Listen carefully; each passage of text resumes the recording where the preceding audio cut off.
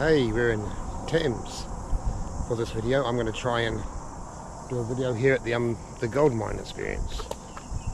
So hopefully we can film there. If we can't, you won't even see this video. If you're seeing this video, we could film it. No cars coming until I start filming, and then there's cars everywhere.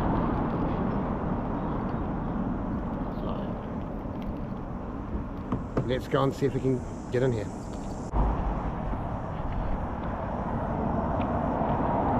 Yeah, so gold mine experience.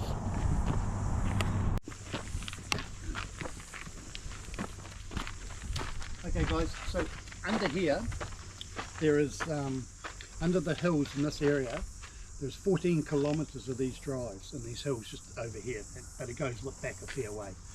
In a 7-kilometre radius of this building, there is 4,000 of these openings, of these mine openings, okay? If you go up the roads and you'll see them, up the hills, you'll see them everywhere.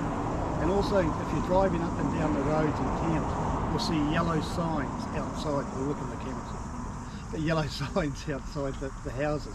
And that tells you what was on that site at the time of the mining. Now, they didn't just, in the height of the mining street, there were 15,000 miners in this area. There was 120 pubs in the main street that supplying their alcohol. Now, they didn't just pull up here and think, hey, we'll dig a hole and we'll find some gold. Somebody walked the top of the Coromandel Ranges, all the ridges in there, and they were looking for the quartz vein, the grey, whitey rock that's pushed up by the earth. And that's where the gold and the silver is, because you don't get big nuggets here. It's only little specks of gold. All right. So that's, and when they seen there was a lot up there, they knew there'd be underneath. So that's why they started digging in this area. All right. Any questions? No. Okay. When we go through, it's a little bit bumpy, but it's fine. We go up some stairs, just hang onto the handrail when we go up. As we go through, you'll see the pick marks on the walls. And they're the original pick marks. Nothing like we haven't changed anything. We put lights and gates in and that, but otherwise everything is just how it was. And you'll see how square and neat they are. And then when we reach the end, we'll go around the corner and I'll explain that about how the Kiwis took over. So, alright, so we'll go in. If you want to use your torch for a light, there aren't lights too, right? Can you just shut the gate? Yep.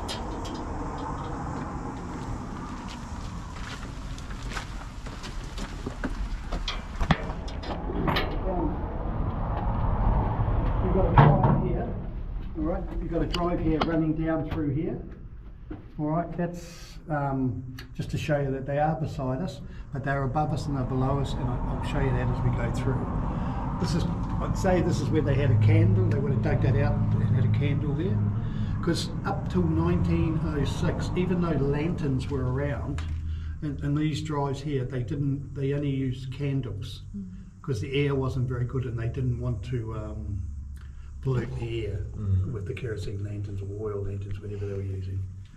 Okay, so we'll wander down. You can see all the pick marks on the walls here. I'll go at the back if that's okay. Okay, that's right. Thank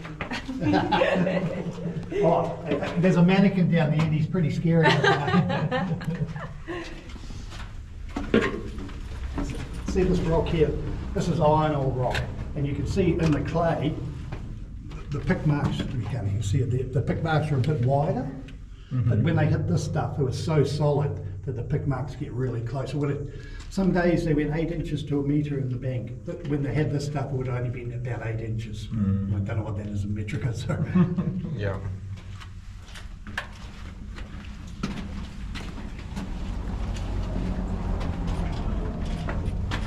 But yeah, like it's a solid as, but I would have thought an arch would have been more solid.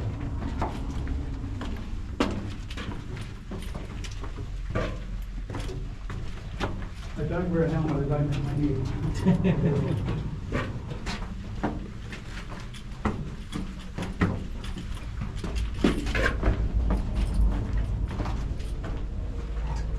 See the tracks running up through there? Yeah. I'll talk about those in a minute.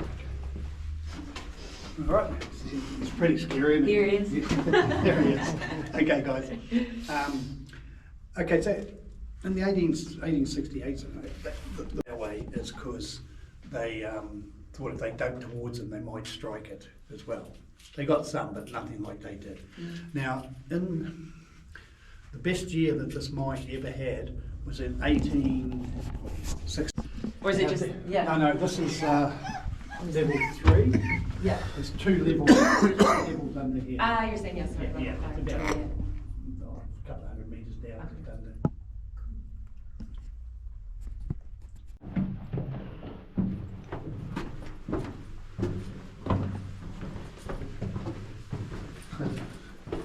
Okay, so this is Robert, okay? Now Robert, Hey, Robert. he worked for the investors, okay? And we know that because the timber started coming in. He got paid 1 English shilling an hour, which was about 20 cents our money. And for a 6-day, 12-hour shifts, because they did 12-hour shifts in this mine, he got paid just over 2 English pounds a week.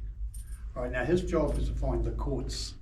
Now the only light he had before that would have been these candles like that, and that's a spider, that metal thing. And the spider is, they bang that into the clay, and that just holds the candles there. He would have 2 or 3 of those positioned around him, so that gave him light, a little bit of light, and also if it burnt high, the air was coming through. If it started going down, it was getting lower, and if the wind blew, the air would run out, so they had to get out. And the only option they had was to make a hole from beside them, above them or below them from another drive to get an airflow back in.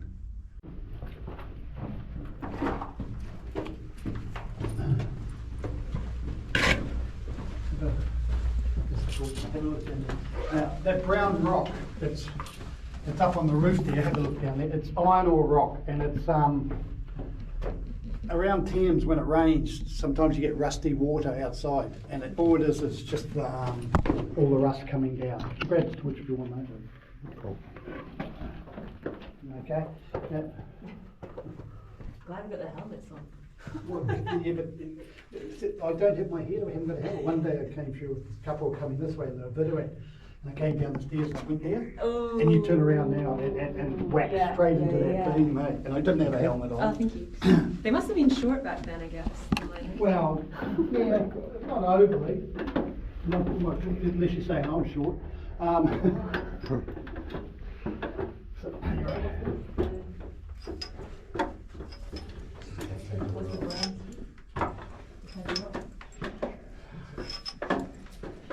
now, as you come up the stairs, if I can ever get this bloody phone to go. Behind you, you'll see there's a drive above you. That's the one that's above you, okay? Just as you come up, you can have a look at that. Oh, yeah. Wow. Oh, cool. Right to the...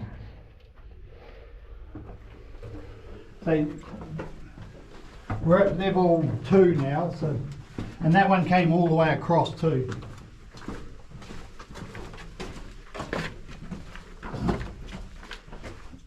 So I don't know if you want to go up to about the 3rd step. You can have a look up into there. I'll hold that, or you, yeah. yeah. Torch.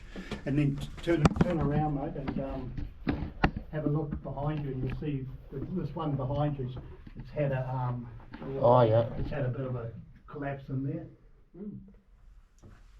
I've been here just over 2 years. I've never seen it. I've seen a piece of rock in here, but nothing major. Cool. Touch wood. Yeah, that must be more fun, I think. That one, yep. Yeah, I think they should check it because It is, yeah. Just have a look up there. So this one would have, the roof would have collapsed. As you went out, that's where the steel wheelbarrow is. So they would have wheeled stuff across there and dumped it out through there. I'm not sure. I should imagine that one went right across as well. Because under here, all the shafts under here, they're all mapped. They know exactly where, but they're not directly above each other. Right. You know, as I forgot to say, as we come upstairs, if you look, you see that one goes that way and the other one veers that way. Mm-hmm. All right.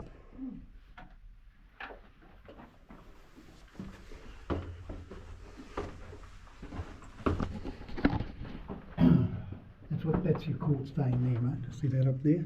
Oh yeah. That whitey rock, and the one beside the brown ones with all the glitters in. Oh cool. Okay, so that's what they were looking for. Yeah.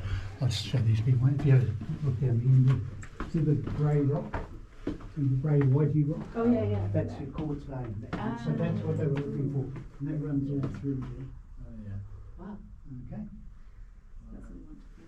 Yeah. And yeah, to your left there's just another drive heading off into the distance, just to show you. I never hit my head that much. Just to show you that they veer off in different directions. That one with the guy with the skip, that goes about 3/4 of a kilometre. Mm-hmm. Okay. And on the wall here, this is the pattern that they used when they were using small charge dynamite to blow the bank out. Okay. Is that one of the air holes, is it?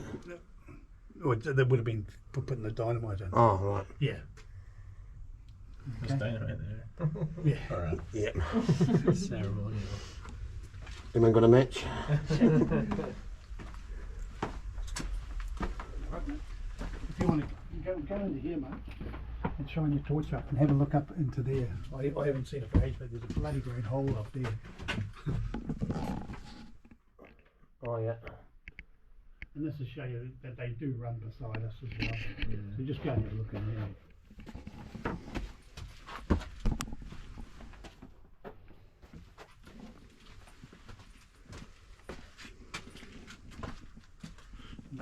Underneath here, if you shine through this way, you get a better look. There's a drive underneath us, okay? Oh yeah. Another one. Yeah, when we came up the stairs, Yeah. that's that drive coming through there. Oh cool. And I like this one because I like the 3 roots in it. Oh, that's pretty awesome actually. And the other day I came in and it'd been raining, and on the end of the roots was little drips of water. Yeah. So when I shone in there, it looked like little diamonds. Yeah. See down through here, mate? See down through that way. If you shine down there, you see there's a drive underneath us. Oh yeah. Yeah. And this one here, I like this one. I like the 3 roots. When I started, that one was probably, it's probably grown. Well, this hot since I've been here. And the other day I came in, there was little drops of water on the end of the root. And when I shone the torch, just looked like diamonds. We get a lot of water seeping through here. These guys, I'm in there. I dig my ore out and it's pushed out on the wooden skip, taken to the end of the road here, and dropped into the steel hopper that's over there. Now the steel hopper then got transported around behind the cars, or around here down that way, and up here, that clay is up there, there's rowing on it. Okay, now we've only got one, but there were more. So you had your bin of ore, and you had a heavier bin, and that pulled that one up. Okay? The reason they did that is because they wanted to feed the hoppers with gravity instead of using machinery to put the ore up. It was just a power thing. Okay, so it gets up there, it's pushed across to the weighbridge, and the little shed up there, and they had scales in there, and that weighed how many rocks I dug out that day, and that would be pushed across here.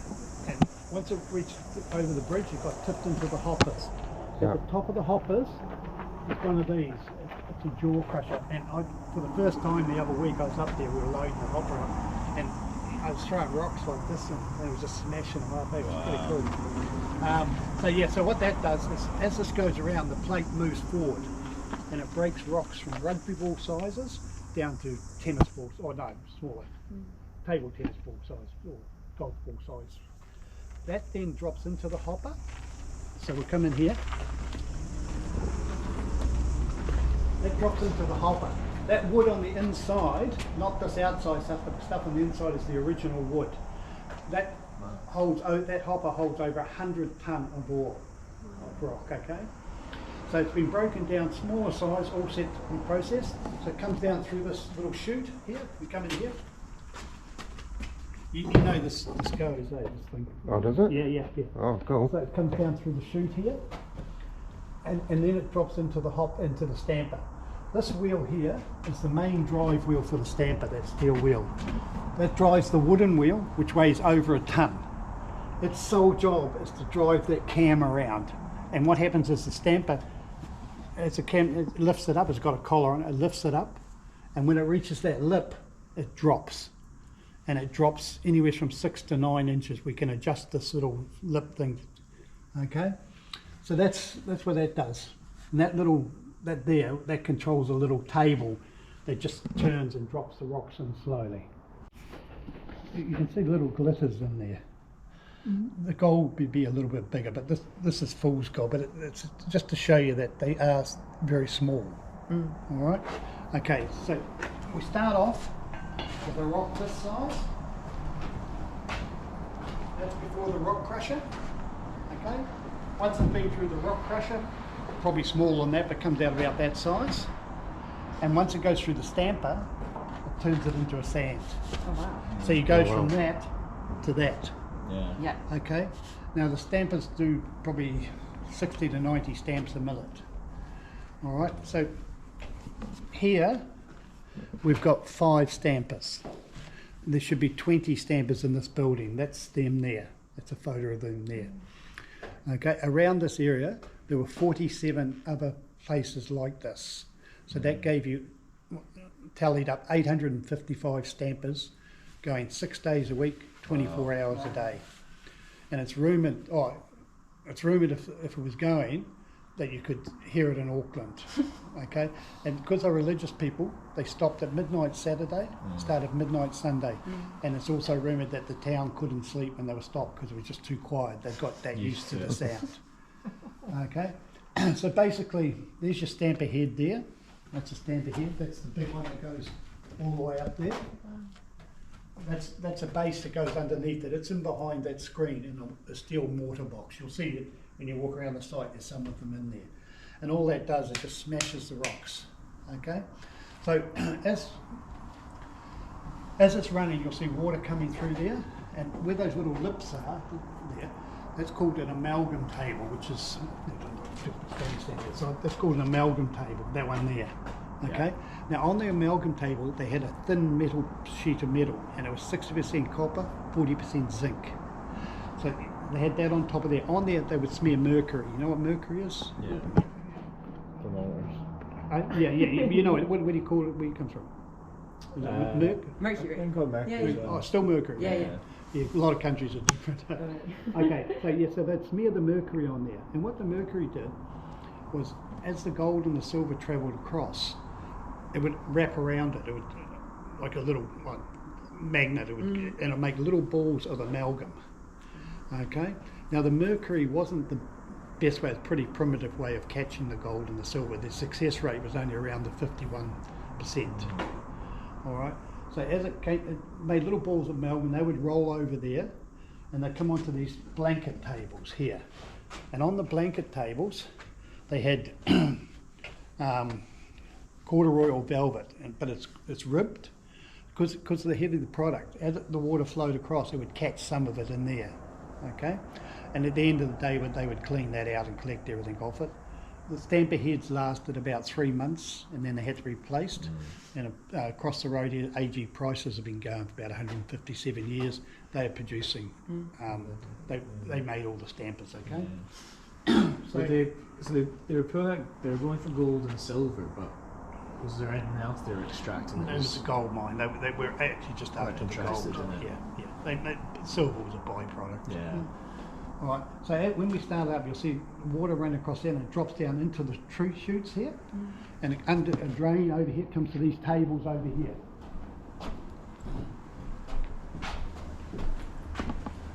These tables are called Wolford tables, and they're named after the man that invented them. All they are is like a big gold pit, like you're panning for gold. Yeah. They're sloped, water washes across, and they've got grooves in them. So as the product comes on and it starts up, where the dark brown line along the edge there, that's where the gold and the silver would probably sit, because it was heavier. The heavier the product, the higher up the table. Right. Where the black line is, that would meant to be still your quartz, but that still had gold and silver in it that the stamper didn't crush out. Yeah. So that would go down and through the chute and run along here, through this drain. Where the water is, they just went out to sea. It was that light gold washed out to sea. But they did lose a lot of gold out to sea. So all this did, this drain, it would come down here and it would come over here to this machine. Did they know it was quite inefficient? Did they know it was quite inefficient? Well, it's the only way, that's what I tell you. Yeah, but not this side, but quite a few of the others. In 1890 they changed to cyanide, and that's lifted the success rate up to 95%. Wow. All right, so that Cyanide. yeah, cyanide. Yeah. So you got cyanide, you got the dust, you got the Yeah. mercury. Okay, so it flows down through here, and when I start up, you'll see it running, and it comes up, and the water wheel lifts it up, and it puts it through that mill there, and that's a steel ball bearing mill. Now, the mine in Waihi, they've got massive ones. In Australia, they've got massive ones too. Yeah. But this one's just a small one. And what happens as the product goes through the pipe, through there, the steel ball bearings break it up even finer. Goes down there and onto the other table. It would go through there 2-3 times until it got that light that just got washed out to sea. But that's how they collected the last little bits that they wanted to collect. And his job was to collect everything off the tables out of the catchment box at the end, because it go into there, put it into that machine over there with steel boulders, can you see that?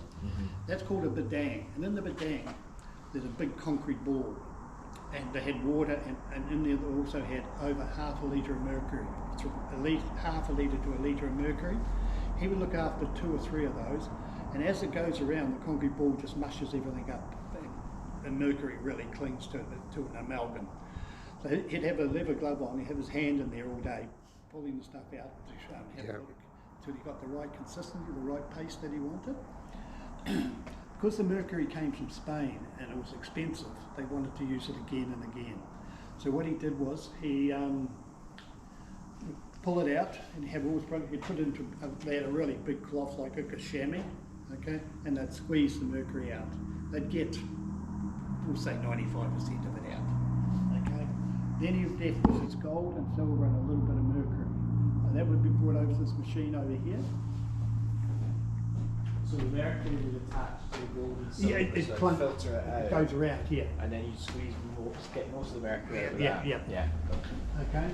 And then he's left with.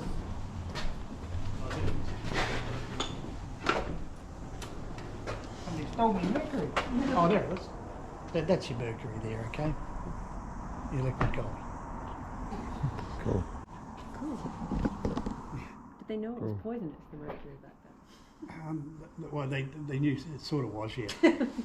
So he still wanted to separate the mercury from the gold and the silver. The gold and silver gold bar. That's half the weight of a gold bar. Jesus. So a gold bar's twice that weight. Yeah. We think that's about 7 or 8 kilos or something like that. Probably worth a few bob. Oh, Yeah, that's just going to be sinkers when I run out of sinkers. It's lead. Okay, so that's what he's left with. Now, here in New Zealand, we didn't have a gold mint where he could go and sell the gold to. Okay, so this went down to the National Bank here in Thames. They had their stamp on it. They drilled a hole and assessed it to see how much gold and silver was in there. And then it was documented and sent on sailing ship to Australia, to Sydney or to Melbourne, okay? And over there they used cyanide to separate, hot nitric acid to separate the gold and the silver, all right? So then he's got his gold, he's got his silver, he can work out the weight of the gold, the purity, and then the money was put back on a sailing ship and sent back here to New Zealand. So probably looking 8 to 10 weeks, I don't know how long. Yeah. Something like that. So what we're going to do now is we're going to start this up. My first time I ever started up, I thought, oh, I hope I don't blow it up.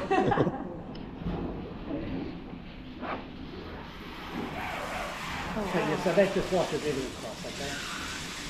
And then I'll start up with the gang, the water wheel, the tables to start. And then I'll start with that.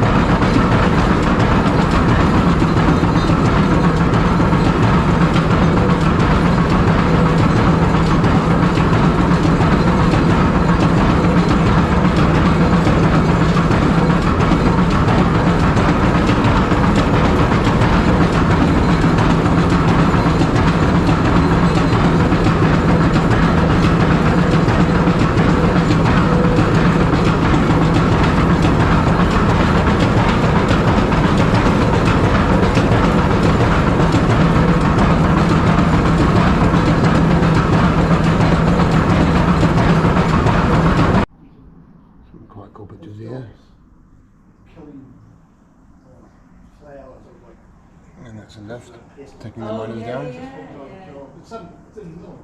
And some miners there. The mill is just,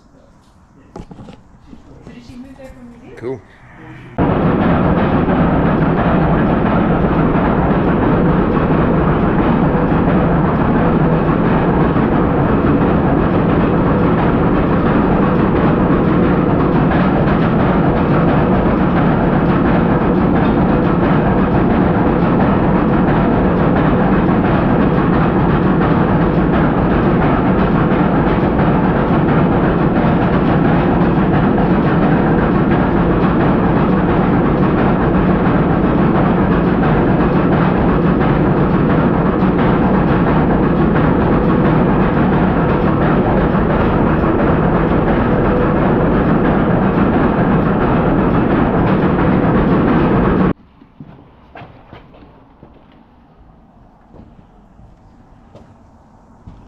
So is this the hopper that you'd load up?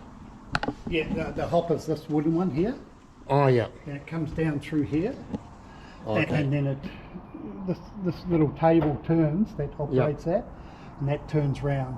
You can see that's the collars, so as that goes around, it lifts them up, Yeah. and when that one there's just dropped now. Okay, Oh cool. I'll just while I'm here, I might just knock some more stones down.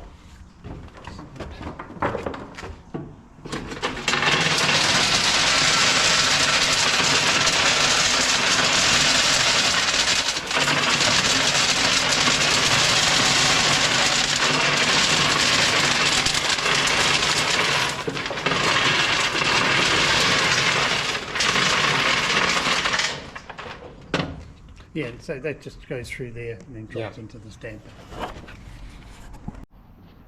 So that's really good. We got a bit of behind the scenes stuff there as well.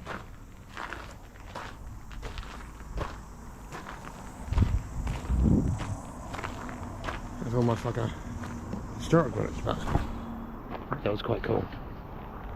I think that's quite cool. Number 3 is air compressor shed.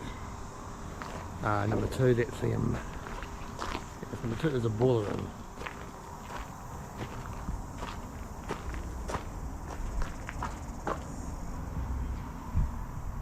Yep, there's a big boiler, a big steam engine.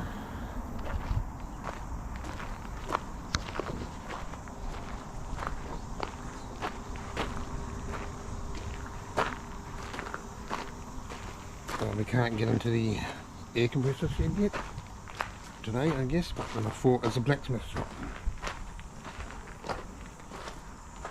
Oh yeah, definitely a blacksmith shop. Got a good piece of history, the minings that were here.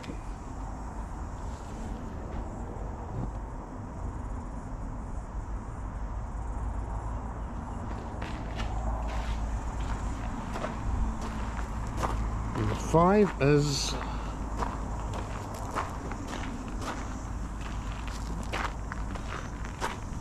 the packing shed.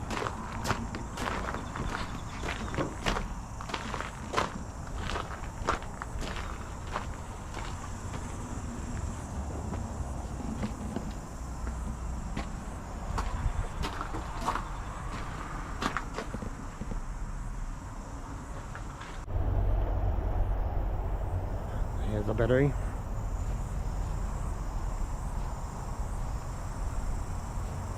Fred Sawyer in 1938 built this to crush quartz. Oh, cool. But I'm Fred.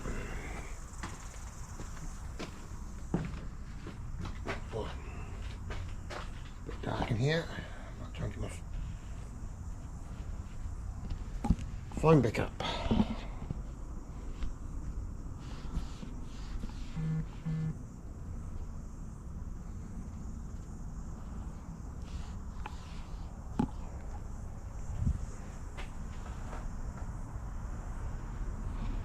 Cool.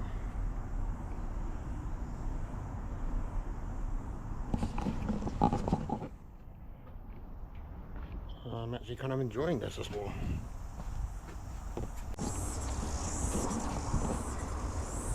So this has been a really good explore.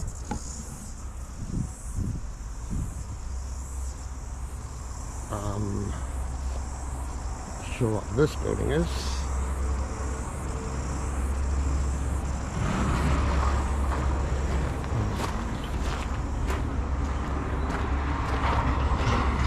This is number 9, which is the geological display room. Geological display room, maybe. Which is, oh yeah, there we go. Some car gun, we've seen that before.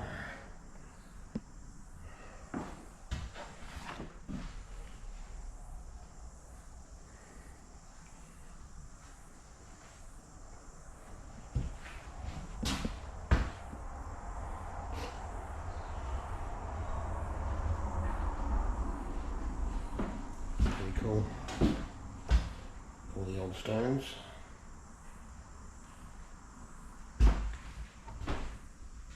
Pretty awesome.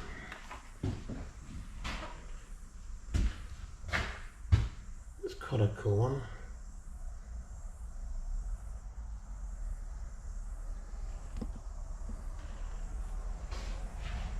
Yeah, it's got all the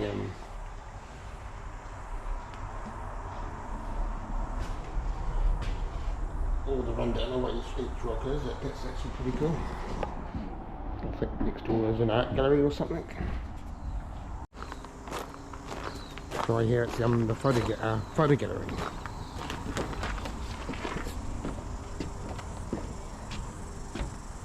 Photo and video gallery.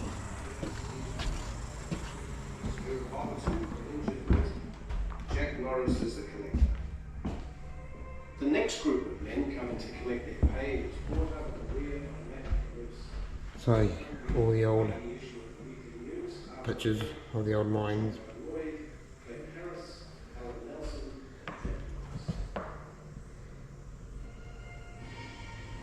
I guess it's the old Thames, what it used to be like. It was 1868.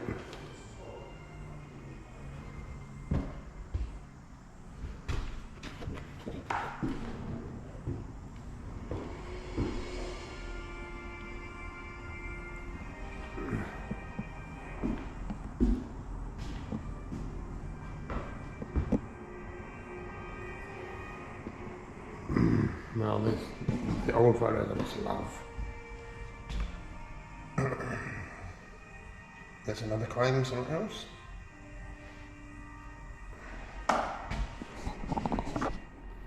So there's quite a lot of photos of the old places. Oh, hotels of Thames.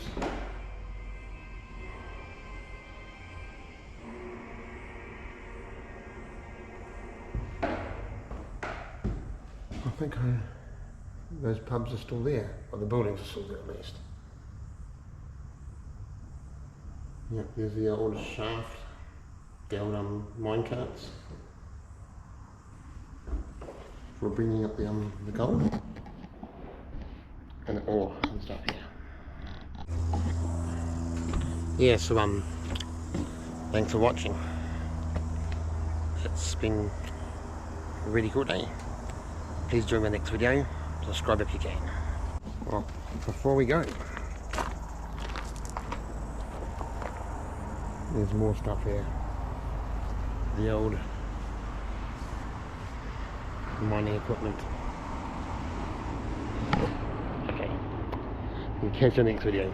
Pretty, the church on the lake is really pretty, isn't it? Yeah. Milford Sounds, that's nice. If you go to Milford Sounds, you get the boat, get them up, make them stand up the front of the boat, because they go underneath the waterfalls. they pull the nose into the waterfall. Yeah. No. Right, we should probably head off. But lovely to meet you. Hey, Thank you so much for showing us yeah, around. Thank you so no much. worries, I hope it was alright. No, it was lovely. Thank you. Enjoy the rest of your holiday. Thank you.